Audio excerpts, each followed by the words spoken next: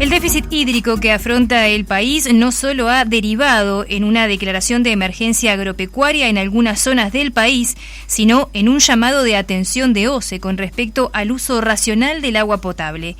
Ayer el Ministerio de Ganadería, Agricultura y Pesca amplió la emergencia agropecuaria a las zonas afectadas por los incendios en los departamentos de Paysandú y Río Negro.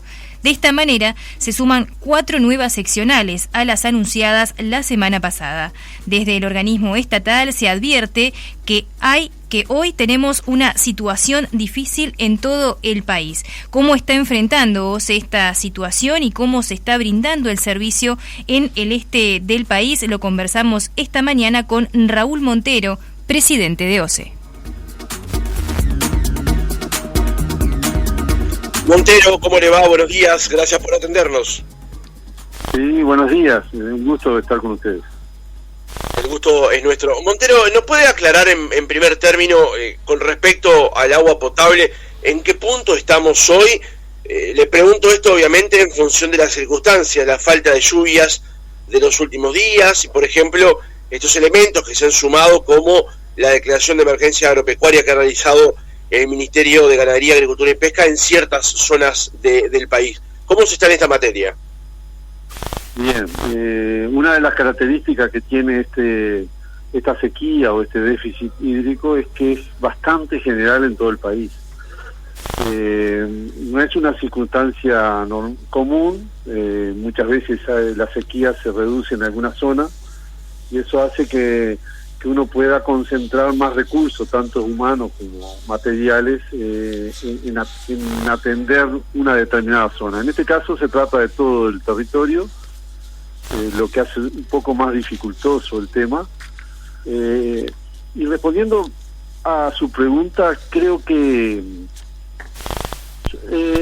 yo me animaría a decir que no estamos teniendo un peligro de cortar servicios en ningún lado del país. O sea, lo que sí hemos tenido es dificultades para afrontar los consumos picos en diferentes, en esos días que van entre Navidad y, por ejemplo, el día de ayer. Hoy podemos decir que es un día un poco diferente porque ha refrescado un poco y bueno, ya el consumo se comporta diferente. Si ustedes me preguntan si eso me conforma de que solo incumpla 15 días, y los 350 días restantes yo de un servicio normal, les digo que no.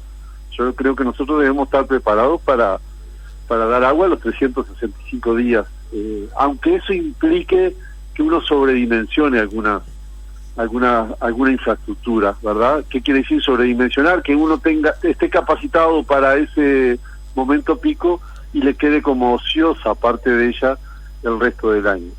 Yo creo que es nuestra obligación, y bueno, y vamos a tomar las medidas pendientes a ir solucionando esos problemas que se nos dieron, por ejemplo, en Rivera, en algunas zonas de Rocha.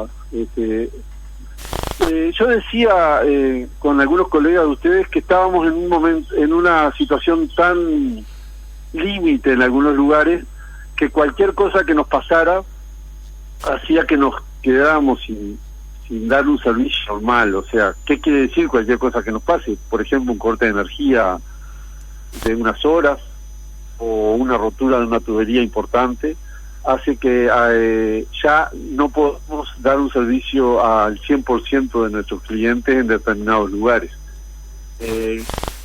Vamos a tomar las providencias del caso, vamos a ver qué podemos corregir.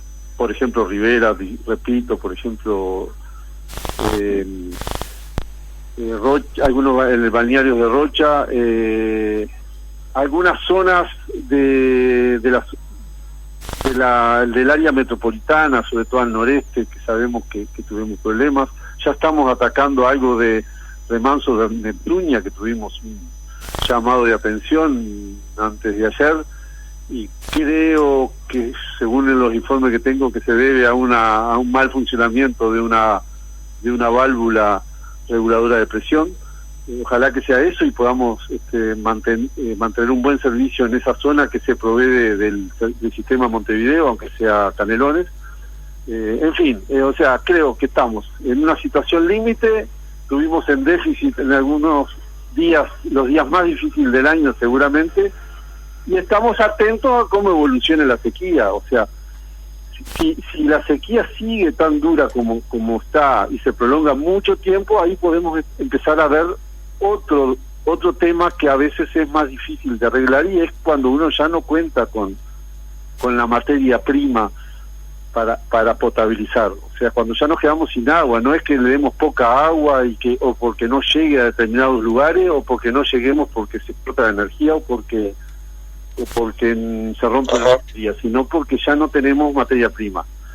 Todavía no estamos en ese punto en ningún lado, pero por supuesto que estamos trabajando, cuidándonos de tratar de hacer que esa posibilidad, esa cuenta regresiva que se pueda dar en algunos lugares, sea lo más larga posible,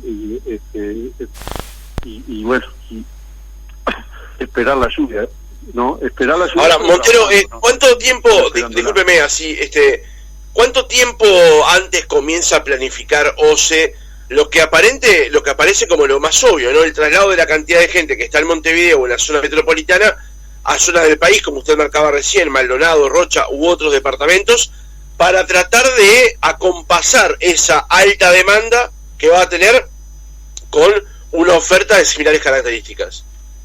Mire, nosotros, por ejemplo, en Costa de Oro, que creo que no han escuchado demasiados reclamos, por suerte, estuvimos todo el año trabajando para que no se repitiera la situación que se nos dio el año pasado, y yo diría que durante décadas.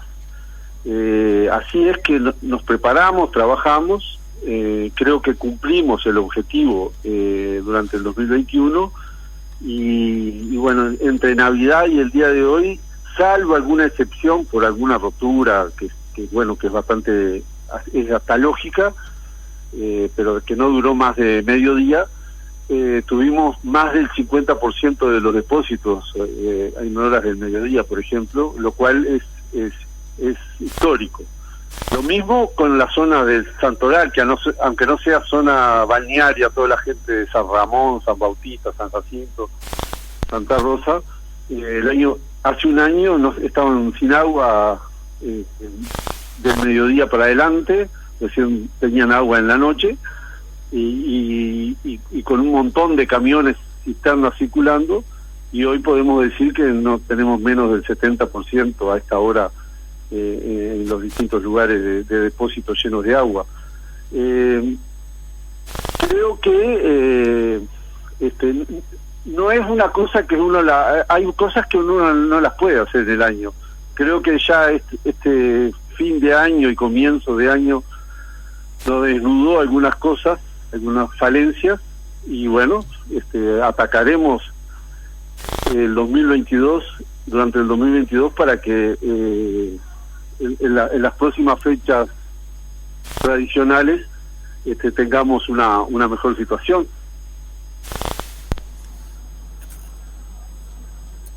Bien, Montero, le cambio de tema, aunque tal vez no tanto. Estamos hablando de las inversiones que está llevando adelante la empresa, por ejemplo, en las zonas del este del país.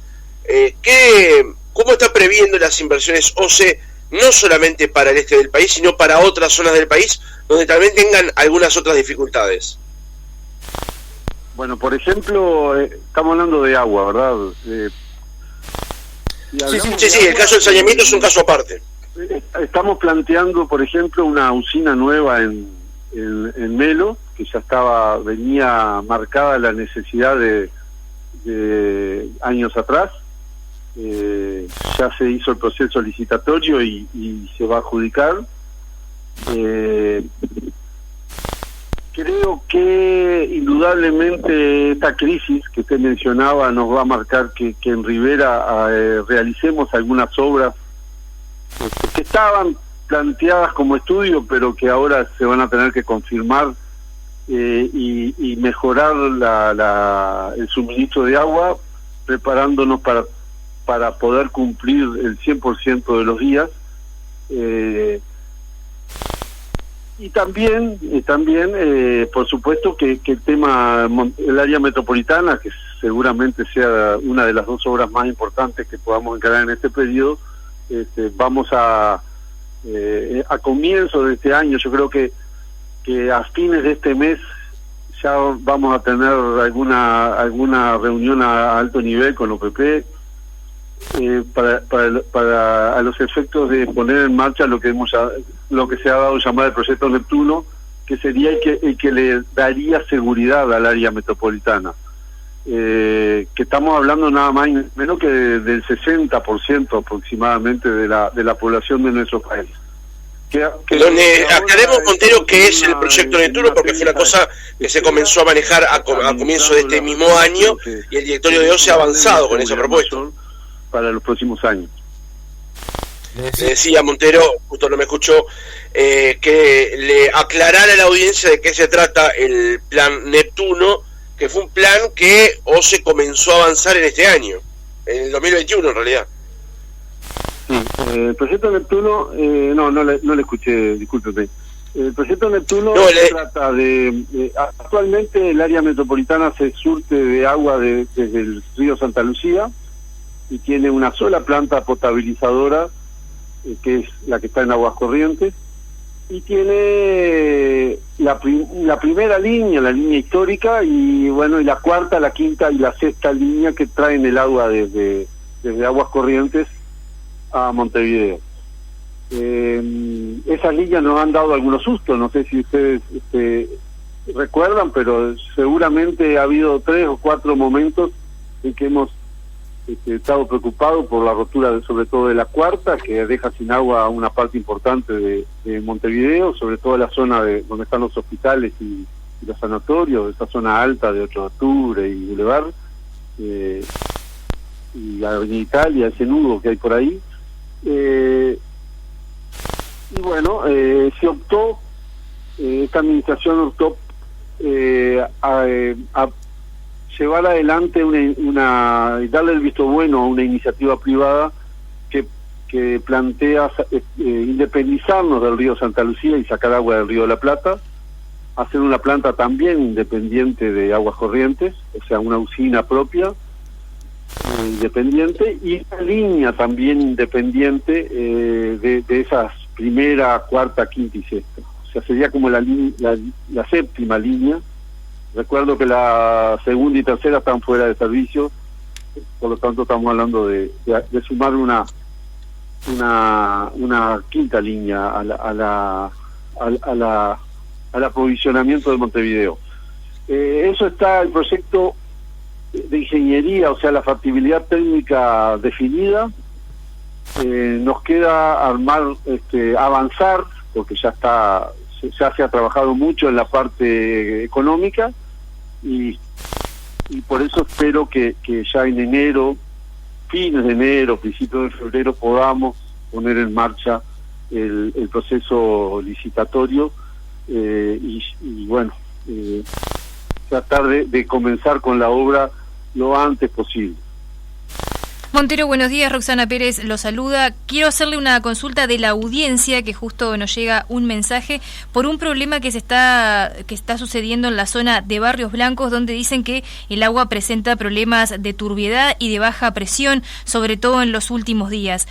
También me consultan porque dice que hay gente que tiene que esperar hasta después de las 22 para poder bañarse, porque la presión de agua en esa zona es muy baja y el agua sale en formato de hilito, me comentan aquí en el mensaje. ¿Cuál es la situación actual en esa zona, en Barros Blancos, y por qué sucede esto de la baja de presión?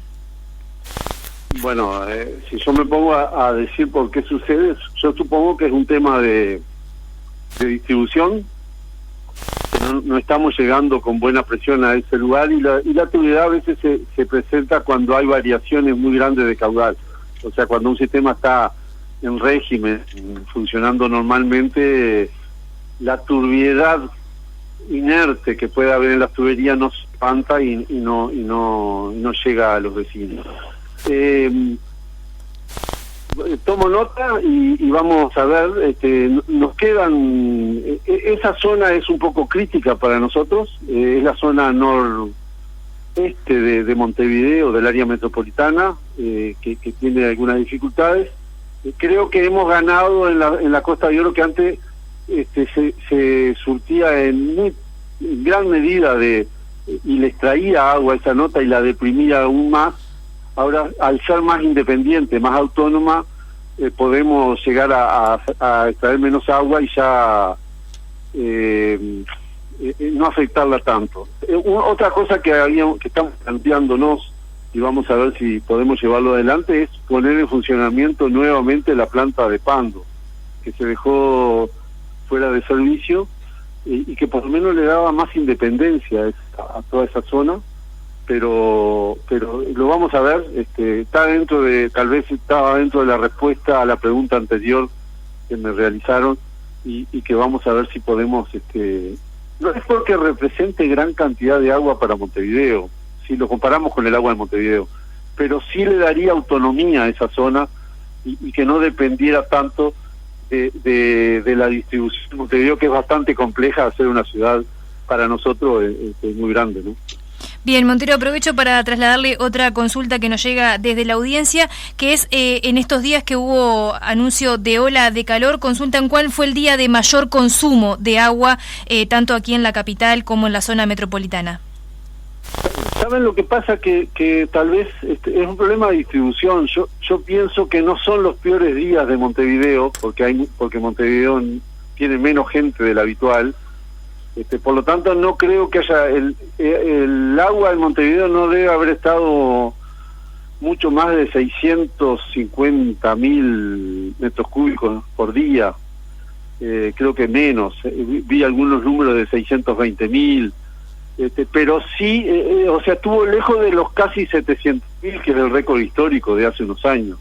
695.000 para ser más precisos. Estamos hablando de miles de 695.000 metros cúbicos, ¿tá? Son cada metro cúbico son 1.000 litros, o sea, millones de litros. Sí podemos haber tenido consumos muy altos, por ejemplo en Piriápolis, que subió muchísimo y que nos provocó problemas. Ya estamos viendo a ver si podemos mejorar la llegada de agua de Laguna del Sauce hacia Piriápolis, y algunas localidades en las que se concentró gente, pero a costa de que hay menos gente en Montevideo. Si uno mira el global, se va compensando. O sea, no creo que Montevideo estuvo lejos del pico máximo histórico. Bien.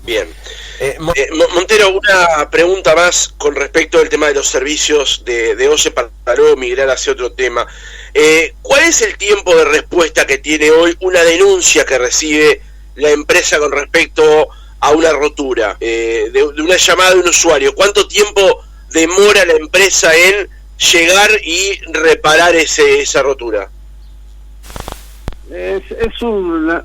No creo que haya un número que refleje, seguramente mucho menos de lo que la gente quiere y de lo que nosotros necesitamos. La pandemia nos provocó un retraso en toda esa situación. Nosotros trabajamos casi a media máquina durante más de un año. Por ejemplo, es un tema que nos puede estar afectando en algunos servicios en el que se registran grandes presiones, y cuando hay grandes presiones, cualquier pérdida representa mucho caudal que se pierde. Pero creo que en servicios chicos podemos hablar de días, un día o algunas horas, si es muy importante, y cuando se nos agranda y se nos aleja, lamentablemente tenemos que hablar de muchos días. Por lo tanto, es un promedio, creo que no es muy significativo de lo que nosotros podamos, que pueda reflejar la realidad. Bien. Y le hacía esta pregunta porque obviamente los vecinos, en muchos casos, cuando advierten una pérdida, muchas veces se comunican con los medios, y esas pérdidas generan la pérdida de lo que OCE ha potabilizado para colocar en el sistema. ¿Cuánto representa de pérdida dentro de lo que genera actualmente la empresa de agua potable estas pérdidas que ocurren en los barrios de Montevideo o en zona metropolitana o al interior del país? En todo el país. Ese es uno de los dramas de OCE, y es un número muy conocido y que yo digo siempre, cada vez que me lo preguntan, que es un poco vergonzante. OCE pierde casi el 50% del agua que produce. Es un tema que permanentemente estamos trabajando en él, pero que nunca logramos mejorarlo. Solamente nuestros esfuerzos sirven para solamente mantenerlo. Salir adelante, o sea, pasar adelante y tratar de mejorar ese 5-0 con que vamos perdiendo, implica mucho dinero. Muchas veces es más que el dinero que a corto plazo nosotros ahorraríamos si no perdiéramos el agua. O sea, es medio difícil capaz de entender, pero muchas veces vemos que lo que gastamos para arreglar y para mejorar no se refleja en el agua que ahorramos. Hace poco recibimos una propuesta en el que nos planteaba un estudio que, por ejemplo, una inversión podía amortizarse en unos 6 años con el ahorro. Y eso la verdad que nos alegró. Es la primera vez que veía una cifra de ese tipo y un estudio de ese tipo, y realmente capaz que va por ahí el tema. Nosotros en ese sentido vamos a seguramente ahora en los próximos días vamos a tratar de cerrar un acuerdo con Mekorot, que es la empresa pública israelí similar a OCE, seguramente con mucho mayor tecnología y con mucho mayor experiencia, sobre todo en eso de ahorrar el agua, porque para ellos es un tema tal vez mucho más trascendente que para nosotros por la escasez de agua que tienen. Para nosotros no es un tema tan económico de la producción en cuanto a los costos de producción de agua, sino creo que sería interesante ahorrar más agua por lo que nos permitiría postergar inversiones. O sea, ¿para qué vamos a agrandar usinas si podemos ahorrar agua sin que se nos pierda? Lo que quiero aclarar es que no es un capricho. Nosotros tenemos 17.000 kilómetros de red, históricamente con un gran esfuerzo, tal vez de 8 o 10 millones de dólares al año por mucho tiempo, apenas se sustituye el 0,7%, o sea, menos del 1%, se daría el caso de que nos llevaría más de 100 años cambiar toda la tubería si siguiéramos al mismo ritmo. Por eso creo que tenemos que darle una inyección de conocimiento, de tecnología y también de dinero, y tratar de empezar a ganarle a ese partido que estamos perdiendo. O sea, tratar de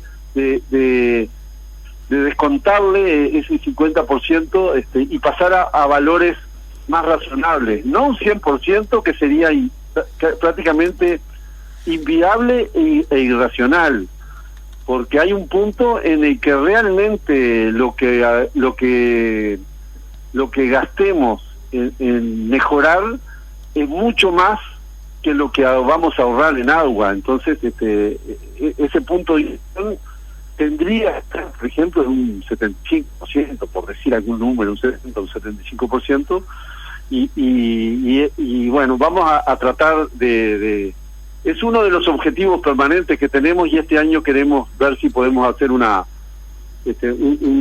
salto cualitativo en ese tema. Montero, resulta un poco confuso que una empresa pierda en el camino el 50% de lo que produce. No quiero ser ofensivo con el término que voy a usar, pero es como un lujo de la pobreza también, ¿no? Porque eso una empresa privada probablemente no se lo pueda permitir. ¿Dónde cree que usted se genera el cuello de botella de esta situación? Por ejemplo, en lo que usted planteaba con respecto a la reparación continua que debe tener la red en Montevideo, por ejemplo, o en la zona metropolitana. No, pero es que en lo que debería ser nuestro orgullo está un poco nuestro pecado, porque nosotros tenemos la primera tubería, cumplió el año pasado 150 años. O sea, Nosotros tenemos tubería, pero si ustedes buscan por internet, tampoco son números tan extraños en países inclusive desarrollados. O sea, usted dice que es un lujo de la pobreza, pero mire que no me ofendo, yo le hablé que era vergonzante el número, o sea que, y no fue por atajarme, es mi sentimiento, no me sentí ofendido por eso, pero sí le explico que es un tema del estado de la infraestructura en general, y que mejorarlo implica un costo que si solo nos dedicáramos a eso, dejaríamos de darle agua a la Costa de Oro, por ejemplo, o dejaríamos de ampliar la usina de Melo. O sea, tenemos que llegar a un equilibrio entre poder arreglar y mejorar ese número, pero también poder seguir dándole servicio de agua a la gente que nos lo demanda. O sea, ese es el equilibrio que queremos lograr, poder disponer los recursos para poder ir haciendo las dos cosas, seguir creciendo en la medida que la población nos lo demande, pero ir mejorando la infraestructura para que sea más eficiente. No es un número muy alejado de algunos países. Por supuesto que Israel está en el 90 y pico % de agua saturada sobre agua elevada, pero hay países que están en el 60, en el 70, y miren que no se trata de países pobres. ¿Cuáles serían algunos ejemplos, Montero? Mundial, si la buscan, van a encontrar quejas de tuberías de 50 o 60 años, por ejemplo, y nosotros tenemos de más. Todo el litoral, por ejemplo, tiene 100 años, las ciudades más importantes, Salto, Paysandú, Mercedes, ya cumplieron 100 años.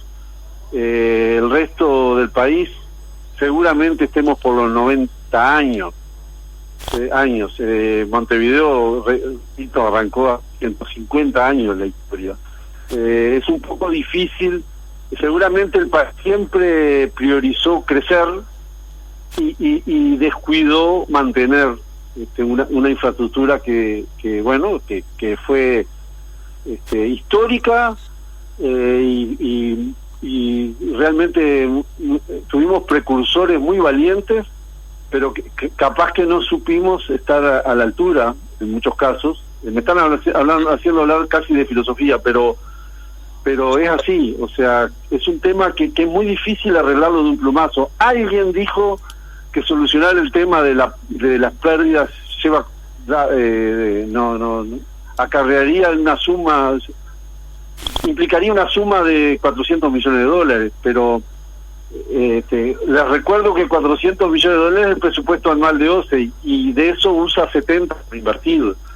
O sea, no es un tema de gestión. Además, esas pérdidas se componen de pérdidas físicas, que son las que ustedes ven,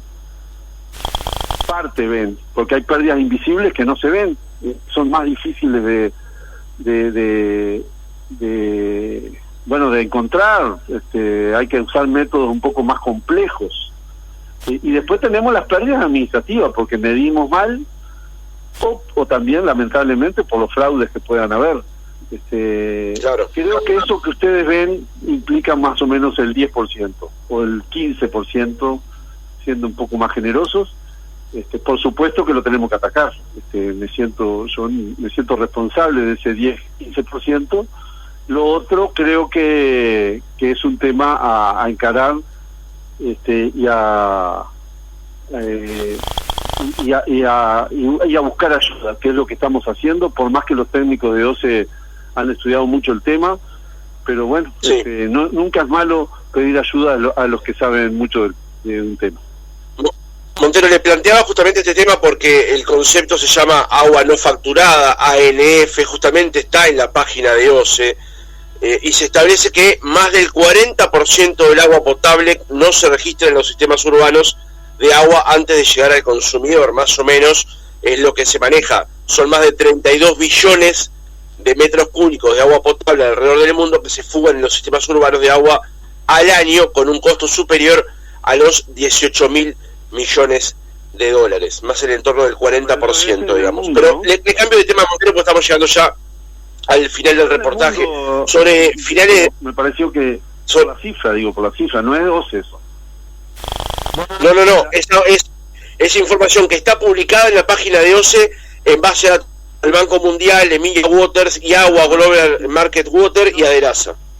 No me afilio a la tesis de mal de mucho, consuelo de tontos.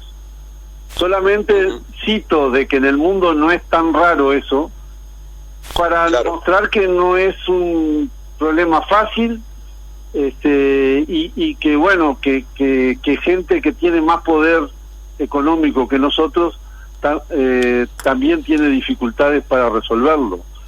Solamente por eso, eso no implica que bajemos los brazos y que sea uno de nuestros objetivos mejorar esos niveles de facturación. Ahora sí, Montero, en el cierre del reportaje, se informó en las últimas horas del año pasado una decisión del directorio de OCE de aumentar el 6% la tarifa.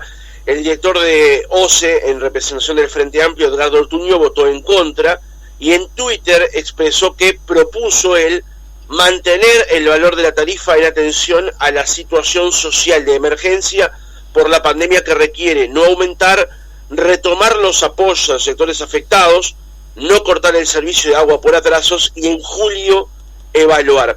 La pregunta que le quería hacer es ¿por qué empresas públicas como por ejemplo Antel o UTE aumentan por debajo de la inflación y OCE lo hace en el límite de más o menos en el límite de la inflación proyectada? ¿Por qué se tomó esa determinación, Montero? Bueno, primero una aclaración. El directorio no se ha planteado nunca empezar con los cortes por no pago, teniendo en cuenta justamente la pandemia. Y miren que lo que era una morosidad crónica de 200 millones de pesos está ahora en 1.100 millones de pesos. O sea, nosotros tenemos 1.100 millones de pesos que no nos ha pagado, nuestros clientes, y no se nos ha ocurrido plantear cortes porque sabemos de la situación en que está la gente y que además el agua potable cumplió un rol muy importante durante la pandemia. Mientras no existían las vacunas, fue el único modo, la higiene fue el único modo de combatir la pandemia, la higiene y bueno, y tratar de aislarnos y no tener mucho contacto social. Eso, primera aclaración, que no es que digo, Ortuño dice que los no cortes, estoy de acuerdo, no estamos cortando, y nunca se planteó en directorio empezar a cortar. En cuanto al 6%, OCE se financia solamente con la tarifa, no tiene ningún subsidio de ningún tipo, solo vive de la tarifa. O sea, así como una familia vive del sueldo de los que trabajan en ella, nosotros vivimos de lo que le cobramos a los usuarios. Por lo tanto, sufrimos mucho de esa morosidad de la que hablaba recién. Pero también implica que si no aumentamos ese 6%, nosotros bajamos 24 millones de dólares nuestro presupuesto, y eso es, frente a los 400 millones de dólares, es mucho dinero.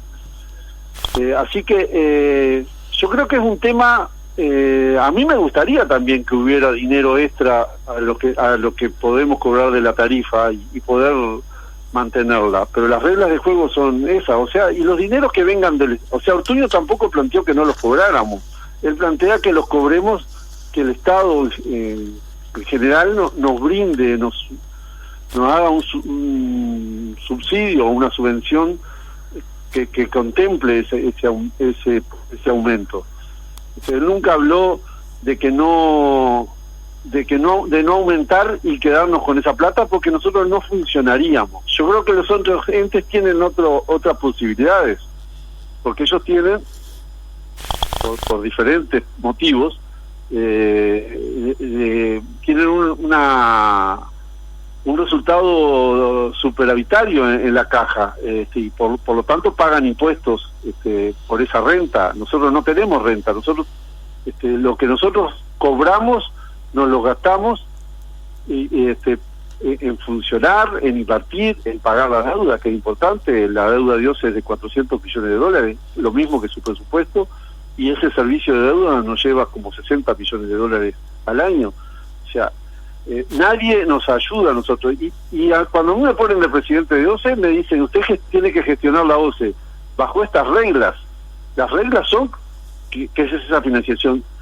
Si quienes las cambian, si quienes pueden cambiarla, las quieren cambiar, tal vez bienvenido. Yo tal vez si estuviera en el lugar de ellos tampoco los cambiaría, porque además el dinero sale siempre del mismo lado, o sea, que salga de la tarifa o que salga de una subvención del Estado es porque va a salir de algún impuesto que alguien tiene.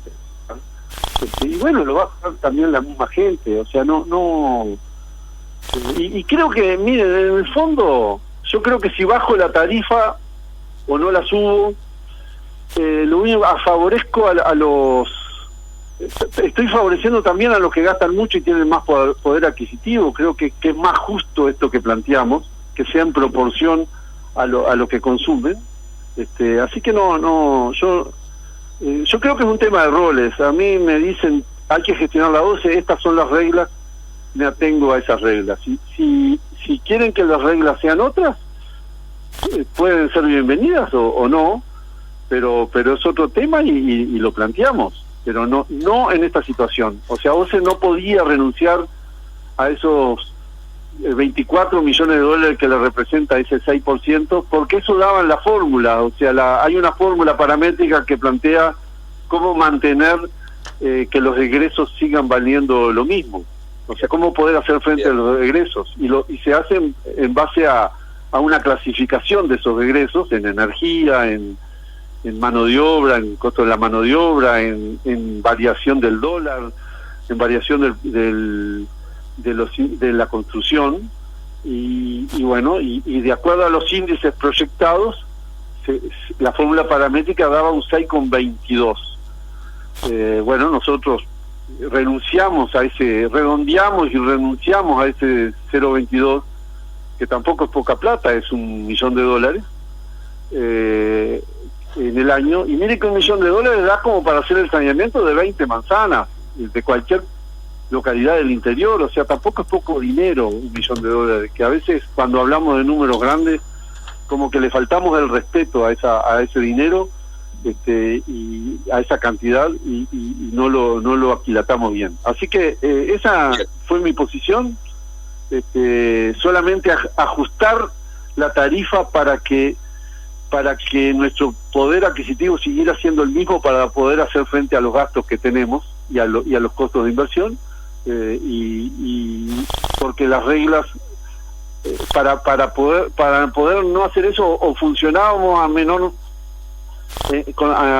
ritmo, o dejando de hacer muchas cosas, o haciendo con menor calidad otras cosas, o dejamos de hacer algunas obras que tenemos que hacer. Así que esa fue la posición de la mayoría del directorio. Raúl Montero, presidente de OCE, muchas gracias por haber estado otra mañana con nosotros. Muy bien, a las órdenes.